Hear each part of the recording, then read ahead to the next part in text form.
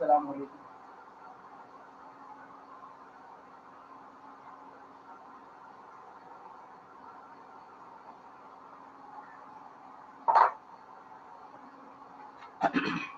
अस्सलाम वालेकुम।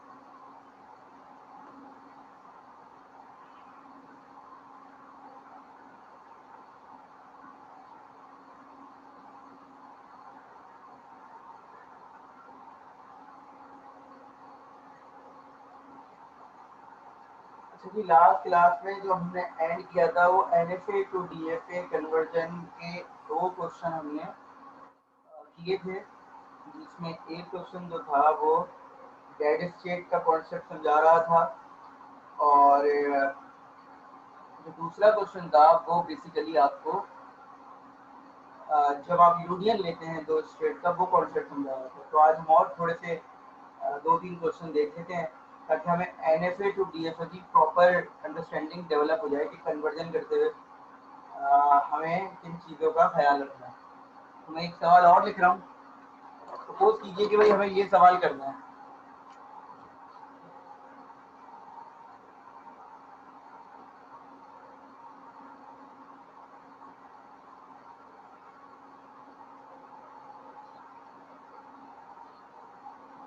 हमें क्वेश्चन दिया गया कि second symbol from left hand side is it. अब लेफ्ट हैंड साइड आपका लेफ्ट, ठीक है, तो अगर हम इसकी स्ट्रिंग लिखें तो लेफ्ट हैंड साइड से सेकंड सिंबल ए होना चाहिए। इसका मतलब है मिनिमम लेंथ जो है वो 2 होगी। तो ये भी सही है, ये भी सही है, ये सेकंड सिंबल है, ये भी सही है एंड ये भी सही है, व्हाटएवर जो भी उसके बाद आता है। तो आपको आइडिया हो रहा है, ठीक है। देखिए, मैं आपसे पिछली क्लास में भी ये बात कर रहा था कि सर कुछ क्वेश्चन ऐसे होते हैं कि जिनके डायरेक्ट डीएफए बनाना मुश्किल है, और कुछ क्वेश्चन ऐसे होते हैं जिनके डायरेक्ट डीएफए बनाना बहुत आसान होता है। तो ये क्वेश्चन ऐसा है कि जिसका मैं डायरेक्ट डीएफए भी बना सकता हूँ और एनएफए भी बना सकता हूँ। तो मैं जस्ट आपको अंडरस्टैंडिंग के लिए डायरेक्ट डीएफए बना के दे रहा हूँ। पिछली क्लास में मैंने आपसे ये बात कही थी, बल्कि इनफैक्ट हर क्लास में ये बात हो रही है कि इन दी एंड हमें चाहिए डीएफए, लेकिन कुछ क्वेश्चन ऐसे होते हैं कि जिनका हम डीएफए डायरेक्ट नहीं बना सकते। तो अगर हम डीएफए डायरेक्ट नहीं बना सकते तो हम एनएफए बना लेते हैं। तो अगर मैं इस क्वेश्चन का एनएफए बनाऊं तो लॉजिक क्या है? तो सर देखें, इसका एनएफए और डीएफए सेम ही बनेगा, लेकिन ये देखें, अगर मैं इसकी बात करूं तो आपने कहा सर फर्स्ट कैरेक्टर कुछ भी हो सकता है। चूंकि आपने फर्स्ट कैरेक्टर को चेक करना है, और चूंकि आपने फर्स्ट कैरेक्टर को चेक करना है तो इसलिए आप अपनी पोजीशन चेंज करेंगे, ऐसा ही है ना। क्योंकि आपने फर्स्ट कैरेक्टर को, फर्स्ट अल्फाबेट को कंसीडर करना है तो इसलिए आप अपनी पोजीशन चेंज करेंगे। मेक श्योर कि एक आ चुका हो, अब वो ए हो या बी हो, लेकिन आपने अपनी पोजीशन चेंज करनी है। Are you getting my point? जी, बात समझ में आ रही है? अब जैसे ही फर्स्ट हो गया इसका मतलब, और सेकंड हम मेक श्योर करेंगे वो क्या होना चाहिए, ए होना चाहिए। अब ये सेकंड हो गया, सॉरी सी, और उसके बाद कुछ भी आया हम क्या करेंगे, एक्सेप्ट कर लेंगे। ये एनएफएस का सिंपल। अगर ये डीएफए होता तो हम कहते सर सेकंड अगर बी हो तो आप उसे रिजेक्ट कर दें।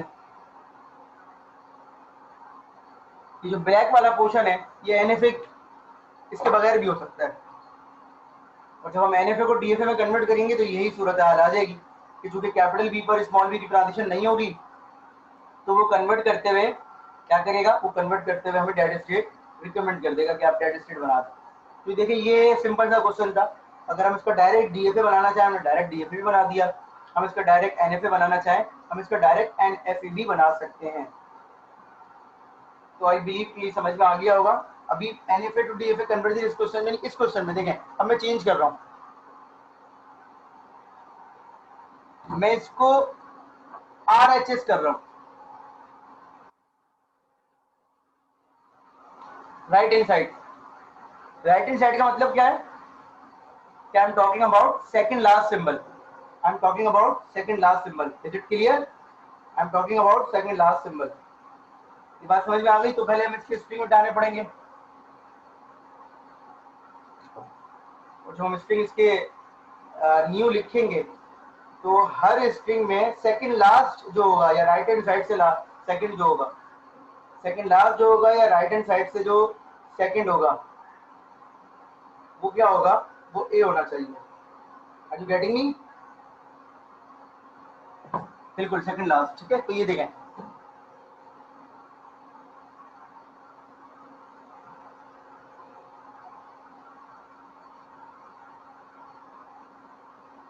इसकी बात हो रही है। सेकंड लास्ट क्या होना चाहिए? ए होना चाहिए। अब अगर मैं इसका डीएफ है आपसे कहूं तो this is something very different. आप इसको अगर बनाने की कोशिश करें तो टाइम लगेगा, टाइम लगेगा। आप इसमें फाइनल स्टेट सोचने की कोशिश करें बनाने से पहले तो आप शायद फाइनल स्टेट ना बता पाएं। तो ऐसे क्वेश्चन जो होते हैं ये थोड़े फिर डिफरेंट होते हैं। आप ट्राई कर लें, आप चाहें तो इसकी ट्राई करके देखें डायरेक्ट। तो ऐसा नहीं है नहीं बन सकता, बनेगा, लेकिन थोड़ी सी मेहनत करनी पड़ेगी।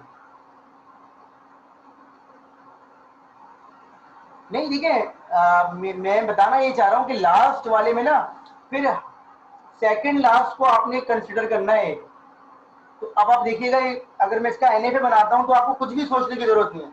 आप मुझे लॉजिक बताइए। आप बोलेंगे सर लास्ट वाला कुछ भी हो, सेकंड लास्ट क्या होना चाहिए? ए होना चाहिए। तो देखें, मैंने फाइनल स्टेट बनाई, मैं इसको थोड़ा सा डिफरेंट तरीके से कर रहा हूं। मैंने फाइनल स्टेट बनाई, मैंने कहा सर ये लास्ट है, ये कुछ भी हो सकता है, ऐसा ही ना? सर ये लास्ट है, ये कुछ भी हो सकता है। सर ये सेकंड लास्ट है, इसको क्या होना चाहिए? और सर शुरू में कुछ भी आए, बन गया एनएफए। सिंपल लॉजिक, समझ रहे हैं आप? बन गया एनएफए। कितनी आराम से बन गया, कितनी आराम से बन गया ये। अगर मैं इसका डीएफए बना रहा था, मैं अगेन ये नहीं कह रहा कि नहीं बना सकते, हम बना सकते हैं, लेकिन हमें टाइम लगेगा। अब हम सिंपल जल्दी फिर एनएफए टू डीएफए एल्गोरिथम लगा देंगे। तो लॉजिक समझ में आई कि सर लास्ट क्या होना चाहिए? कुछ एनीथिंग, और सेकंड लास्ट क्या होना चाहिए? ए होना चाहिए। Is it clear to all of you? ठीक है। अब मैं इसका ट्रांजिशन टेबल बना देता हूँ, इसका डीएफए कन्वर्ट करेंगे।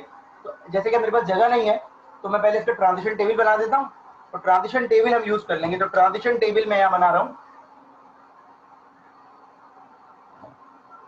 ए, सॉरी,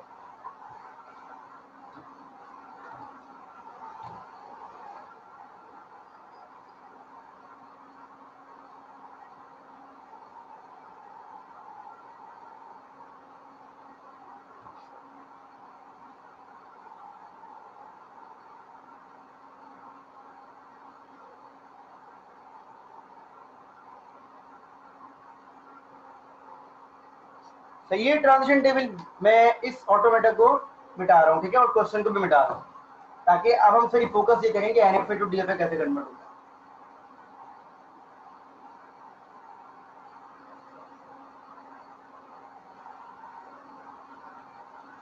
सही है, तो मैं इसको ऊपर थोड़ा सा बना देता हूँ।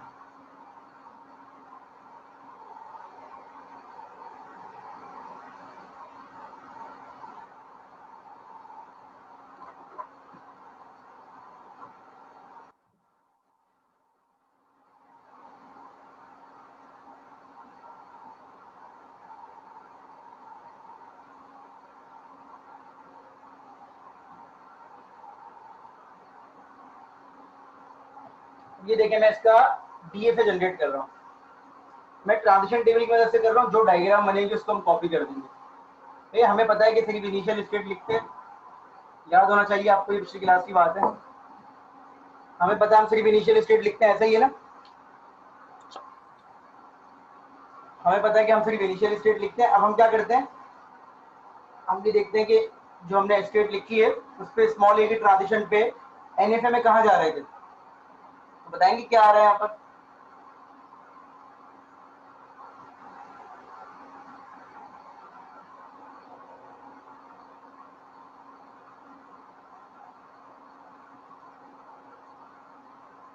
ए बी, ठीक है, तो हम कंबाइन करके एक स्टेट लिख देंगे, A on small A is going to A B, ऐसे ही ना? अब आ जाए ए ऑन स्मॉल बी, ये ए पर ही जा रहा है। पिछली क्लास में हमने आपको बताया था कि सर वहां से स्टेट देख के कॉपी नहीं करते, हम स्टेट देख के यहाँ से कॉपी करते हैं। उसका रीजन क्या है? उसका रीजन ये है कि हम ये डीएफए बना रहे हैं, डीएफए में हर स्टेट कंप्लीट होती है। तो इस वक्त मेरे डीएफए में ए बी और ए स्टेट है, जिसमें से ए कंप्लीट हो गई है। कंप्लीट का मतलब उसको दोनों ट्रांजिशन हो गई है, लेकिन ए बी पे कोई ट्रांजिशन नहीं हुई, तो मैंने यहाँ पर ए बी लिख लिया। Is it clear to all of you?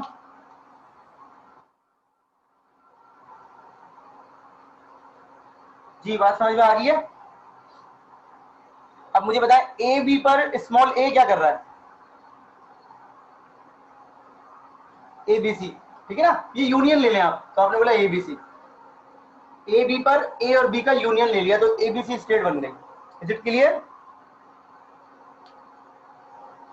ए और बी पर एनएफए में जाकर ए बी का यूनियन ले लिया, तो ये बन गई A B C. Is it clear to all of you? और मुझे बताएं ए बी पर स्मॉल बी क्या कर रहा है? ए सी।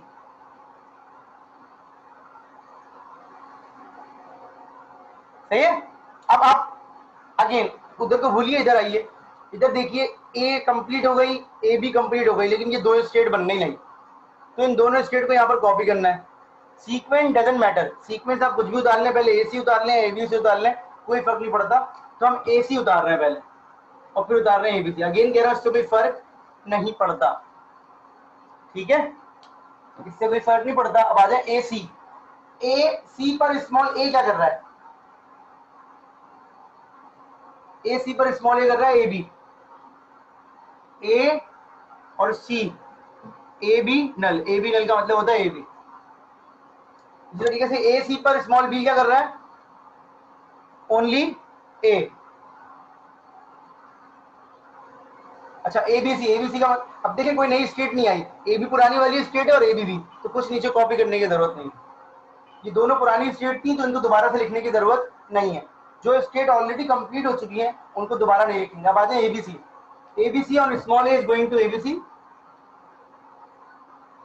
And ABC is small B is going to AC. सही है बेटा? Whatever the transition table is, हम उसको बना देंगे। अभी हम ये नहीं सोचेंगे सर ये काम कैसे करेगा, अभी हम डायग्राम बनाएंगे इसकी और आपको क्रॉस वेरीफाई करवाएंगे। देखें ये सेकंड लास्ट सिंबल ए एक्सेप्ट हो रहा है। अब फाइनल स्टेट की बात आ जाती है, तो देखें उसमें फाइनल स्टेट थी सी, इफ यू रिमेंबर उसमें फाइनल स्टेट थी सी, ऐसा ही है ना? तो इसमें फाइनल स्टेट वो होगी जिसमें सी आ रहा होगा। नहीं फाइनल,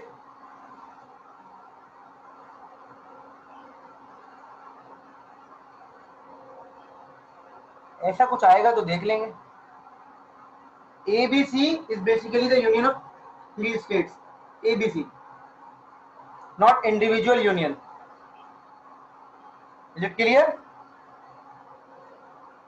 अच्छा जी, ABC तो हो गया। अब ये देखें ये फाइनल स्टेट हो जाएगी और ये फाइनल स्टेट हो जाएगी, क्योंकि इन दोनों में सी आ रहा है और ये अपनी जगह पे फाइनली रहती, इनिशियली रहेगी। सही है।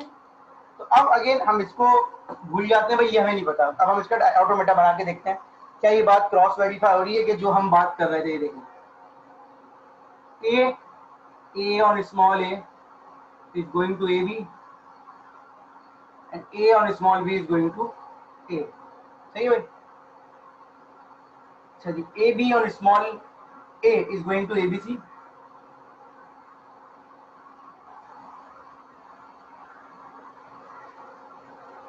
and AB on small b is going to AC.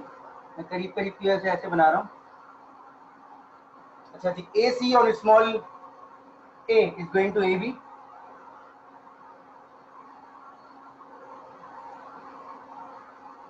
and AC on small b is going to A. ABC on small a is going to ABC and ABC on small b is going to AC.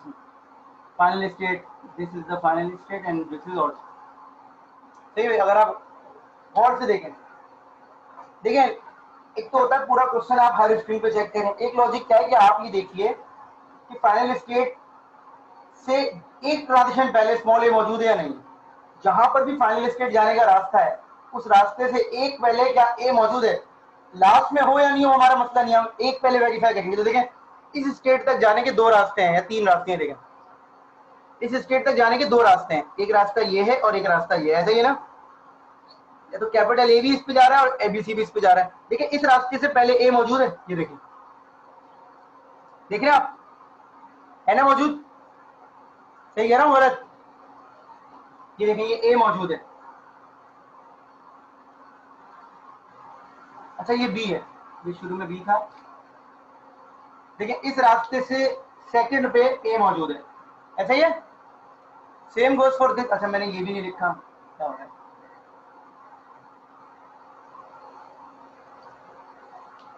और ये देखिए मतलब ABC पे जाए या AC पे जाए, second last transition जो होगी स्मॉल ए की होगी। देखें स्मॉल ए, ये देखें ये जाए तो स्मॉल है, ये वापस आए तो स्मॉल है, ये यहां से यहां जाए तो स्मॉल है, ये यहां से यहां जाए तो स्मॉल है, हर तरह से आपको स्मॉल है मिल रहा है। Is it clear? Second last, तो ये ऑटोमेट है आपका। अब आप सोचिए कि अगर आप इसका डायरेक्ट डीए से बना रहे होते तो it might be something different, something very typical, कि आप उसको सोचते कि सर दो स्टेट होंगी या नहीं होंगी। क्लियर हो गई ये बात? क्लियर हो गई ये बात? इट्स अ गुड प्रैक्टिस कि आप एनएफए बना लें और उसको डीएफए में कन्वर्ट कर लें। एक सवाल और कर लेते हैं, ये लास्ट सवाल होगा हमारा, ठीक है?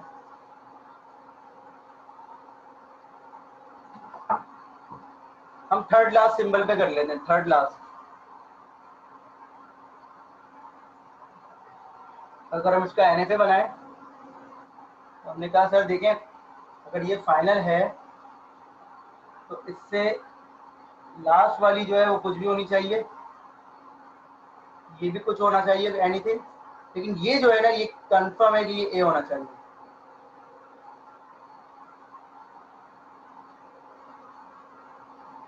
सही है? Third last symbol should be A, या third symbol from the right hand side should be A. Is it clear? हम बेसिकली इसको डीएफए में कन्वर्ट करेंगे, ठीक है? ये समझ में आ गया?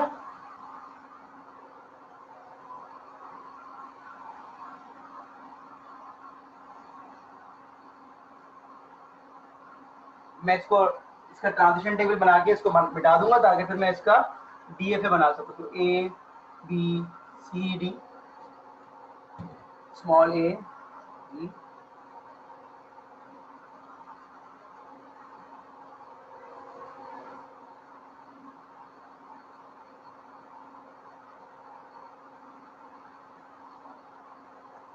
मैंने अब कर दिया, ठीक है? अब आ जाए इसका ट्रांजिशन टेबल बना के इसकी डायग्राम बना देंगे, ठीक है? तो चूंकि सेम पिछली तरह का क्वेश्चन है तो ज़्यादा देर नहीं लगेगी, हमने वही काम कर लिया। सिर्फ ये दिखाना चाह रहा हूँ मैं आपको यहाँ पर कि आप देखिएगा फाइनल स्टेट्स कितनी होंगी हमारी, 2 होंगी 3 होंगी, ये देखना पड़ेगा, ठीक है?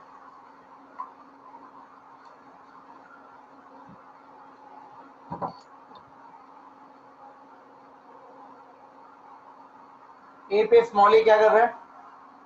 ए बी, सही है ना? और ये हो गया ए, ये तो इतना ही है। अब यहाँ ए बी लिखा, ए बी पर स्मॉल ए क्या कर रहा है? ए बी सी, और ए बी पर स्मॉल बी क्या कर रहा है? ए बी पर स्मॉल बी कर रहा है ए सी। तो हमने ए बी सी उतार लिया और ए सी उतार लिया। जितनी स्टेट बन रही है what ever the number of states, हम उसको बनाते रहेंगे। एबीसी कह रहा है कि एबीसीडी कर लो, ऐसा ही है ना? एबीसी कह रहा है एबीसीडी कर लो और एबीसी कह रहा है एसीडी। देखिए 2 स्टेट और आ गई, तो हमने एसीडी भी कॉपी कर ली और एबीसीडी भी कॉपी कर ली। मैं ये थोड़ी राइटिंग स्मॉल में इसलिए लिख रहा हूँ कि मुझे पता है कितने स्टेट्स आएंगे। अब आ जाए एसी, तो एसी कह रहा है एबीडी। अब ये एबीडी जो है ये भी एक नई स्टेट है, और एसी कह रहा है एडी, ये एडी भी एक नई स्टेट है।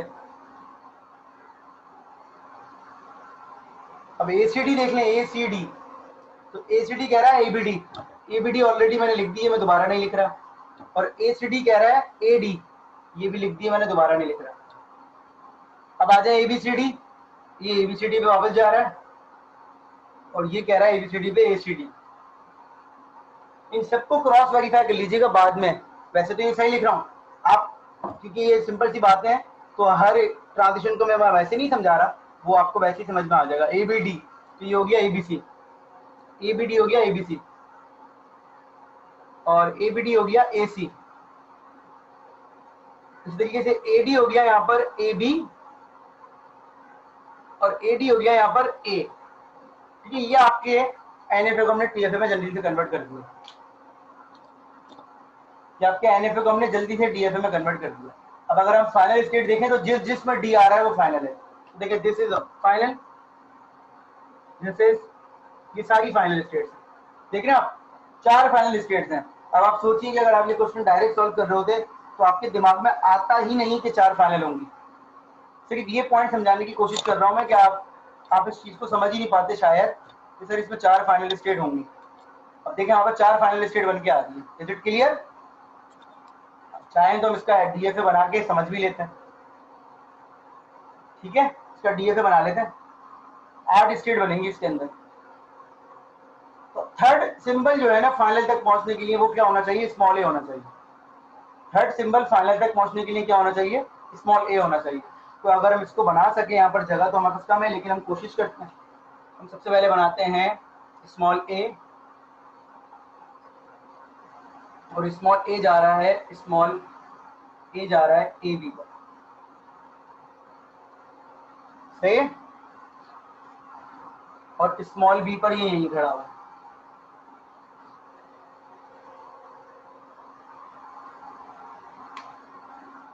अच्छा जी, अब आ जाए ए बी। ए बी कह रहा है मैं स्मॉल ए पे एबीसी पे जाऊंगा।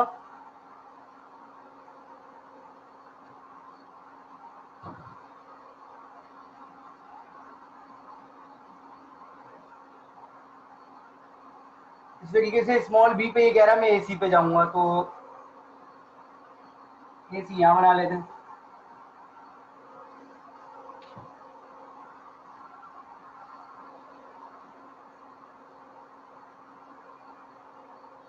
अच्छा जी, फिर एबीसी कह रहा है मैं स्मॉल ए पे एबीसीडी पे जाऊंगा।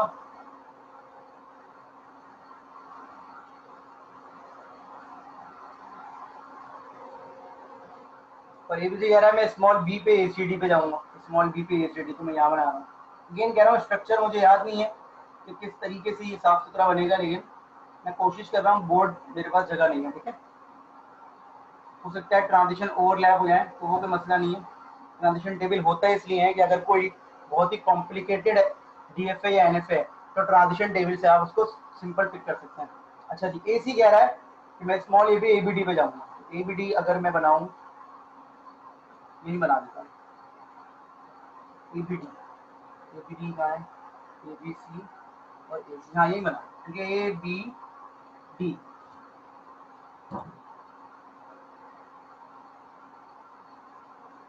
अब एबीडी, एबीसी स्मॉल ए पे जा रहा है एबीडी पर, एबीसी सॉरी एसी, एसी जा रहा है स्मॉल ए पर एबीडी, और एसी जा रहा है स्मॉल बी पर एडी, एडी, एडी।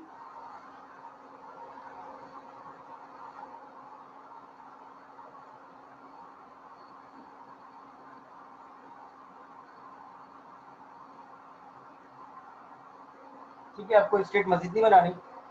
अच्छा जी, फिर आ जाए, आप क्या कर रहे थे हम? ए सी के बाद ए सी डी। तो ए सी डी क्या कह रहा है? ए सी डी कह रहा है कि मैं एबीडी पे जाऊंगा, और ए सी कह रहा है मैं स्मॉल बी पर एडी पर जाऊंगा। इसी तरीके से एबीसीडी जो है वो स्मॉल ए पर अपने पास ही है, और एबीसीडी जो है वो स्मॉल बी पर एसीडी पर है। इसी तरीके से एबीडी जो है वो स्मॉल ए पर एबीसी पर है, और ए बी डी जो है वो स्मॉल बी पर ए सी पर है।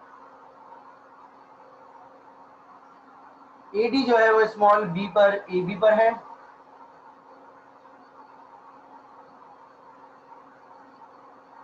ए, और ये बी। अब देखें ये फाइनल स्टेट्स हैं, तो एक आइडिया देने के लिए बता रहा हूँ, एक दो ट्रांजिशन समझा देंगे।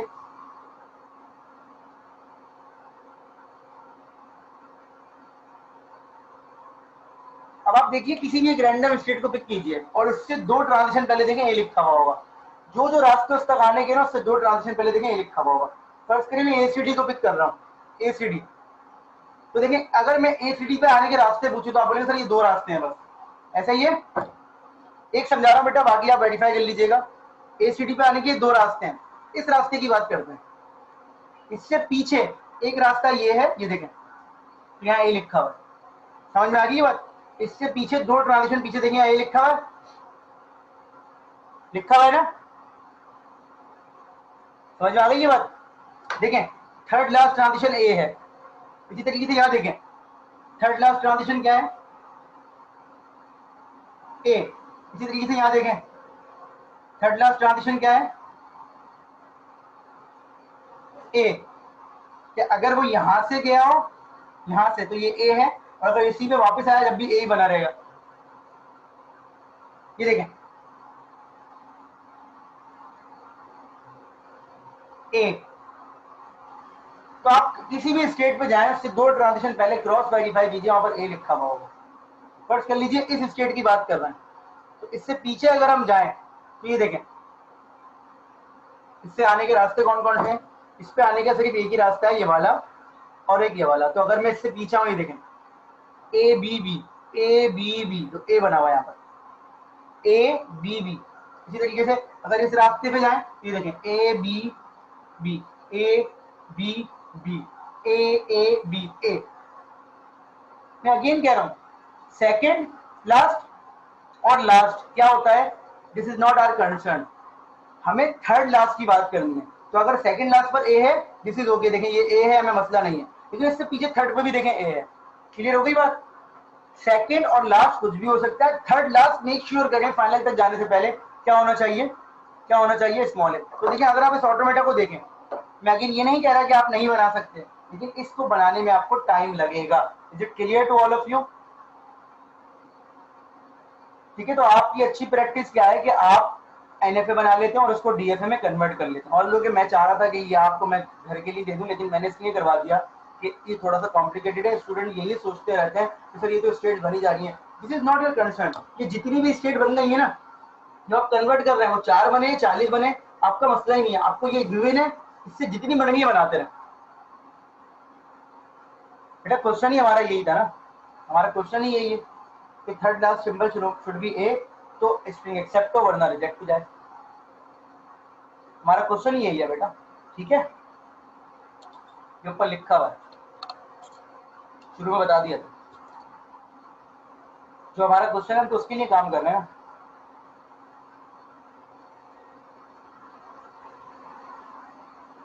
बेटा पहले इससे मैंने एनएफए बनाया था सेकंड लास्ट के लिए, अब बनाया मैंने थर्ड लास्ट के लिए। तो हमने पहले एनएफए बना के उसका ट्रांजिशन टेबल बनाया था, वो जो लेफ्ट हैंड साइड पे लिखा हुआ, ये एनएफए का ट्रांजिशन टेबल हमने खुद बनाया, फिर हमने कन्वर्ट किया। क्लियर।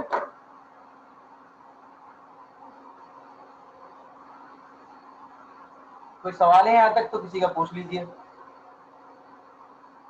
तो अगर आप इसमें भी गौर करें, देखें नीचे नल स्टेट दिख रही है आपको, लेकिन इसमें भी डेड स्टेट नहीं आई। जी जी, इसमें देखें नल स्टेट दिख रही है आपको यहाँ पर, लेकिन इसमें डेड स्टेट नहीं है। तो इट्स नॉट अबाउट कि जहां पर नल स्टेट है वहां पर डेड स्टेट आ जाएगी। एनएफए टू डीएफए का पैटर्न फॉलो करते रहे, जो स्टेट बनती रहे वो बनाते रहे। अगर नहीं बन रही डेड स्टेट तो आपको जरूरत नहीं है। Is it clear to all of you. कोई सवाल है यहाँ तक तो पूछ लीजिए, नया टॉपिक स्टार्ट होगा।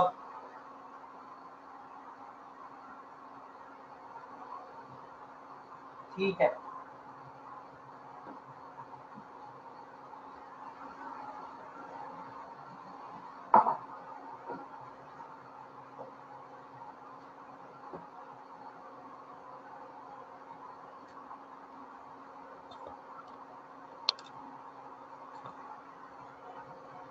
अच्छा देखिए हम पढ़ रहे हैं रेगुलर लैंग्वेज। अभी तक हमने आपको ये नहीं बताया कि रेगुलर लैंग्वेज को पहचाना कैसे जाता है। लेकिन हम जो भी मामला कर रहे हैं वो रेगुलर लैंग्वेज के लिए कर रहे हैं। ये क्या होती है अगेन एक आध हफ्ते बाद आपको समझ में आएगी, लेकिन एक चीज आपने पढ़ी, सुनी बल्कि इनफैक्ट, रेगुलर ग्रामर कि जो इसको जनरेट करती है। एक चीज आपने पढ़ी रेगुलर ग्रामर जो इसको जनरेट करती है, सुनी। और एक चीज आपने पढ़ी एक्सेप्टर जो इसको एक्सेप्ट करता है, फाइनाइट ऑटोमेटा। तो ये टॉपिक आपने कवर कर लिया। और भी है इसके अंदर, लेकिन अभी इसके बीच में एक चीज आती है वो बड़ी इंपॉर्टेंट है। एक कहलाती है रेगुलर लैंग्वेज को रिप्रेजेंट करने के लिए regular expression. RE stands for regular expressions. What is regular expression? Basically, a regular expression is the mathematical representation of any regular language. दोबारा रिपीट कर रहा हूँ, regular expressions is the mathematical representation of any regular language. ये basically किसी भी language को mathematically represent करने के लिए यूज की जाती है। क्या होती है अभी समझ में आएगा आपकी, और ये बहुत आसान सा टॉपिक है। जिस तरीके से रेगुलर लैंग्वेज को आप एक्सेप्ट करवाने के लिए एक ऑटोमेटा बना रहे हैं, इसी तरह से रेगुलर लैंग्वेज को मैथमेटिकली रिप्रेजेंट करने के लिए आप एक एक्सप्रेशन लिखते हैं जिसे हम कहते हैं regular expression. Basically mathematical type की वो चीज होती है और बहुत ही सिंपल और बहुत ही आसान लगती है मुझे। तो अब हम आ रहे हैं रेगुलर एक्सप्रेशन पे।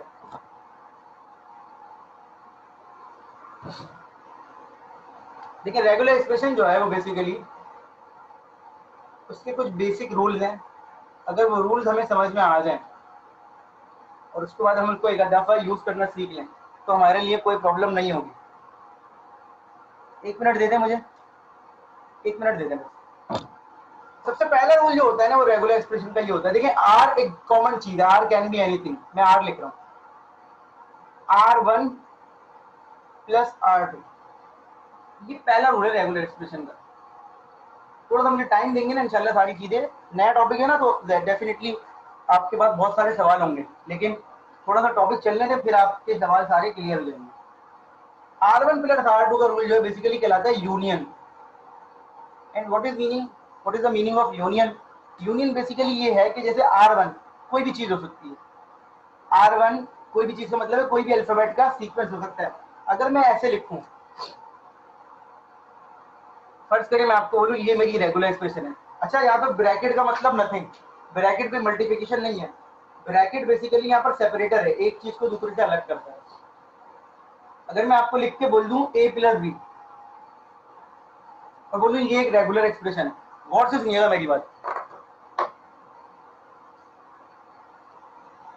अगर मैं आपसे कहूं a plus B is my regular expression, तो सिंपल सी बता रहा हूं, ये मेरे ऊपर लिखा है R1 plus R2। R1 plus R2 एक जर्नल चीज है, R1 कैन बी एनीथिंग, तो मैंने यहाँ पर लिखा है स्पेसिफिकली A और R2 की जगह पे लिखा है B। तो A प्लस बी अगर कहीं पर इस तरह की रेगुलर एक्सप्रेशन में लिखता हूं तो आप ये कहेंगे कि ये यूनियन की रेगुलर एक्सप्रेशन है। और इसका मतलब ये है, देखें इससे कौन कौन से सेट जनरेट हो सकते हैं। इसका मतलब ये होता है कि या तो R1 या तो R2। प्लस का मतलब एडिशन नहीं है, प्लस का मतलब यहाँ पर और है, और इसका मतलब होता है R1 और R2, या तो R1 या तो R2। इसका मतलब है आपकी लैंग्वेज में या तो R1 आ सकता है या R2 आ सकता है। अगर मैं आपसे कहूँ a प्लस बी के सेट लिखते हैं तो a प्लस बी के पॉसिबल सेट्स ही हैं। इसका मतलब है अगर कहीं लिखी हुई है यूनियन की रेगुलर एक्सप्रेशन इस तरह से a प्लस बी, तो मैं आपसे बोलूंगा बताएं इसमें कौन कौन से स्ट्रिंग आते हैं, तो आपका जवाब होगा सर या तो a आ सकता है या तो b आ सकता है। Is it clear?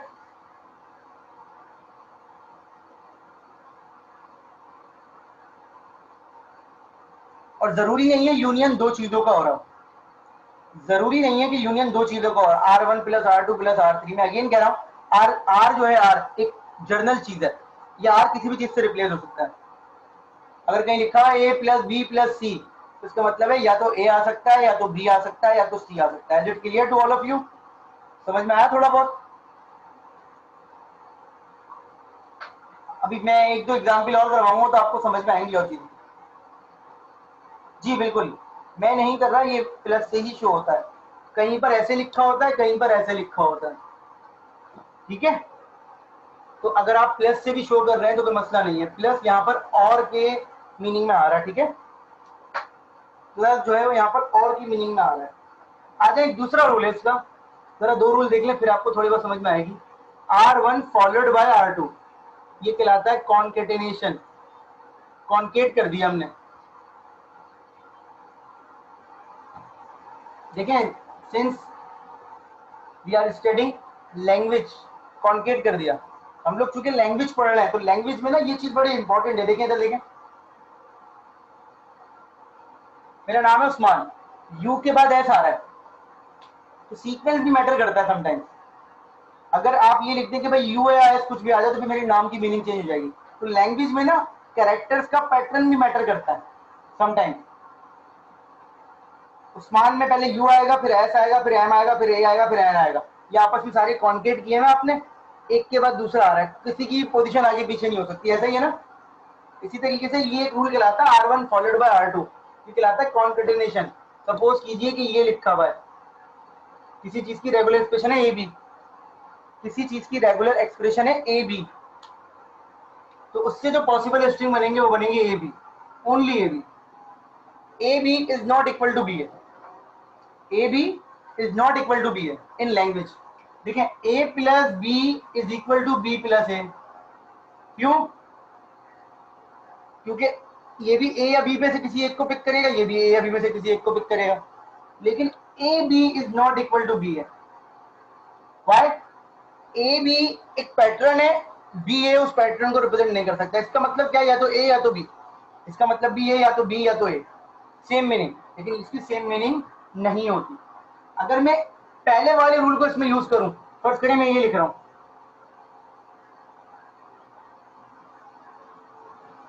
तो देखें इसमें यूनियन यूज हो रहा है। यूनियन का मतलब क्या होता है, जल्दी बताइए, यूनियन का मतलब क्या होता है?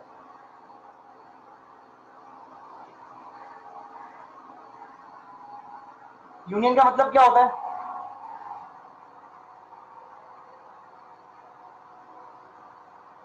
जल्दी से बताइए बाकी लोग भी, यूनियन का मतलब क्या होता है? कोई सी भी एक ना, या तो ये या तो ये।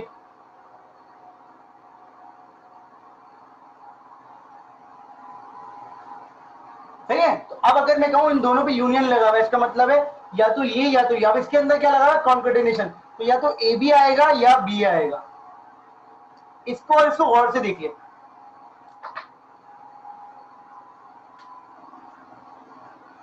नीचे वाले रूल में सबसे आखिरी वाले में मैंने यूनियन भी लगाया हुआ और कॉन्केटेनेशन भी लगाया हुआ है। यूनियन लगाया हुआ अलग अलग पे और कॉन्केटेनेशन लगाया हुआ इंडिविजुअल पे। अब अगर मैं इसको पहले रूल से मैप करूं तो ये पूरी चीज क्या बन गई R1, ये पूरी चीज क्या बन गई बेटा R2। अब मेरी बात समझे, शुरू में जो आपसे कह रहा था मैं कि R can be anything, R can be anything, ये बात समझ में आई? ये जो शुरू में आपसे कह रहा था, तो अब ये पहले वाली चीज R1 हो गई, दूसरी वाली चीज क्या हो गई R2 हो गई। ये बात मैं आपको शुरू में समझा रहा था कि ये R कैन बी एनीथिंग, ये ABC भी हो सकता है, ये सिंपल A भी हो सकता है। ये दो रूल है इसके बेसिक, और अभी दो और है वो मैं आपको बताता हूँ।